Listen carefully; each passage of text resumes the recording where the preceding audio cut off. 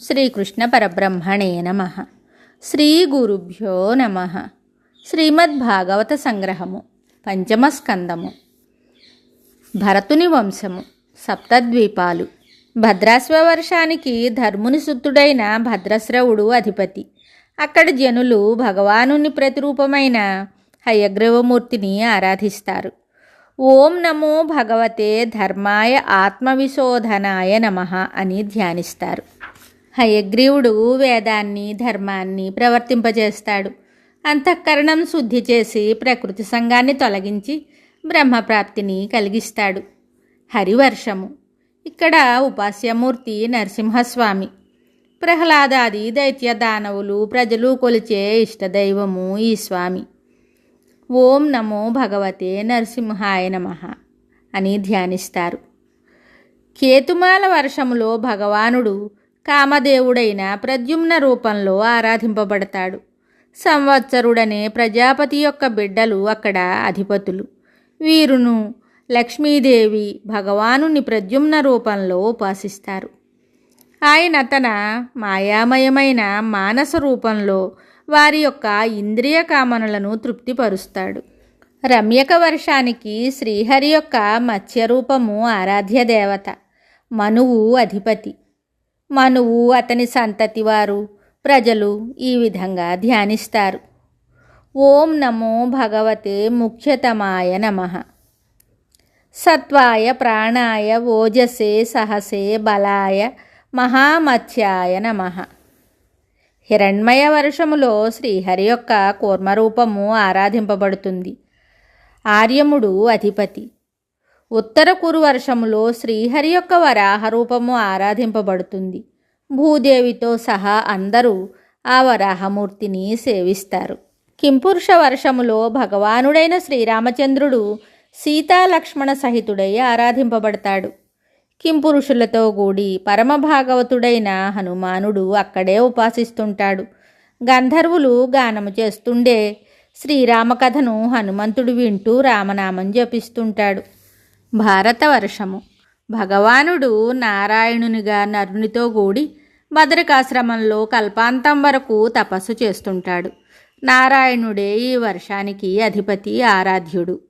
నారదునితో సహా సకల మునిపుంగవులు, భక్తులు నారాయణుని సేవిస్తూ ఉంటారు. పాంచరాత్రం అనే ఆరాధనా విధానాన్ని నారదుడు సావర్ణి మనువునకు ఉపదేశించాడు. భారతవర్షములో ప్రసిద్ధికెక్కిన పర్వతాలు ఇవి: మలయము, మంగళప్రస్థము, మైనాకము, త్రికూటము, వృషభము, కూటకము, కొల్లకము, సహ్యము, దేవగిరి, ఋష్యమూకము, శ్రీశైలము, వెంకటము, మహేంద్రము, వారిధరము, వింధ్యము, గోవర్ధనము, రైవతకము, కకుభము, నీలము, కాకముఖము, ఇంద్రకీలము, రామగిరి, సుక్తిమంతము, వృక్షగిరి, పారియాత్రము, ద్రోణగిరి, చిత్రకూటము. భారతవర్షములో ప్రసిద్ధికెక్కిన నదీనదములివి: తూర్పుగా ప్రవహించేవి నదులని, పశ్చిమంగా ప్రవహించేవి నదములని అంటారు.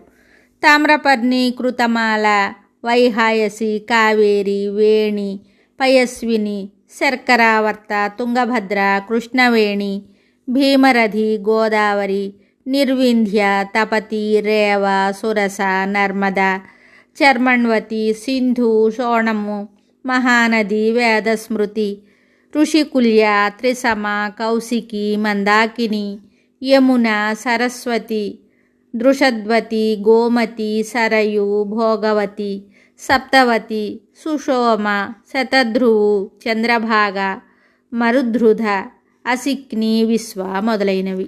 సత్వగుణ ప్రధానమైన కర్మలు చేసేవారు దేవలోకాలను, రజోగుణ ప్రధానమైన కర్మలు చేసేవారు మానవలోకాలను, తమోగుణ ప్రధానమైన కర్మలు చేయువారు అధోలోకాలను పొందుతారు.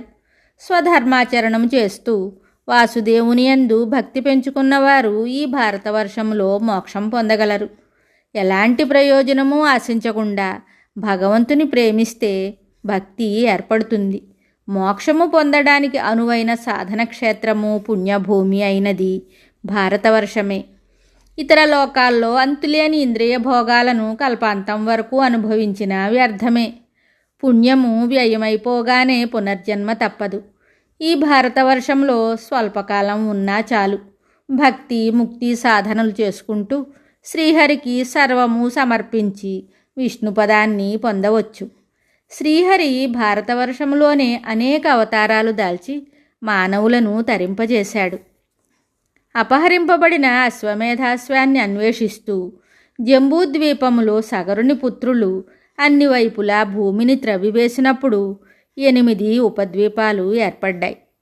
అవి స్వర్ణప్రస్థము, చంద్రశుక్లము, ఆవర్తనము, రమణకము, మందేహారుణము, పాంచజన్యము, సింహళము, లంక.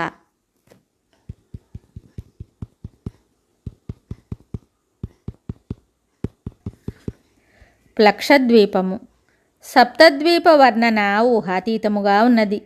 భూమండలం పద్మాకారంలో ఉన్నదని, సప్త సముద్రాలు, సప్తద్వీపాలు ప్రియవ్రతుని సూర్యరథ చక్రం యొక్క జాడల వల్ల ఏర్పడినవని చెప్పబడింది.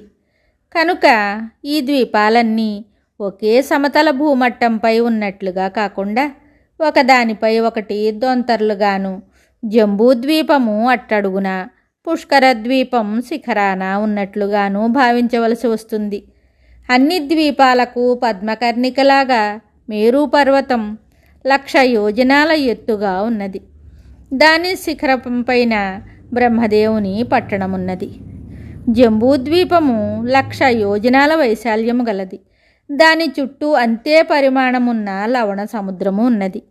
దాని తరువాత 2,00,000 యోజనాల వైశాల్యంతో ప్లక్షద్వీపం ఉన్నది. దాని చుట్టూ అంతే వైశాల్యముతో చెరుకు సముద్రం ఉన్నది. జంబూద్వీప మధ్యస్థంగా జంబూ అంటే నేరేడు వృక్షము ఉన్నట్లు ప్లక్షద్వీపం మధ్యను ఒక మహా ప్లక్ష వృక్షము అనగా జువి చెట్టు ఉన్నది. ఈ వృక్షమూలమందు సప్తజ్వాలలతో అగ్ని ప్రకాశిస్తూ ఉంటుంది.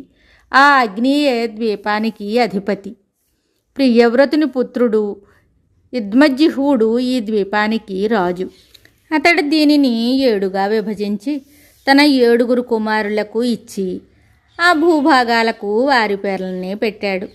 అవి శివము, శాంతము, యశస్వము, సుభద్రము, క్షేమము, అమృతము, అభయము.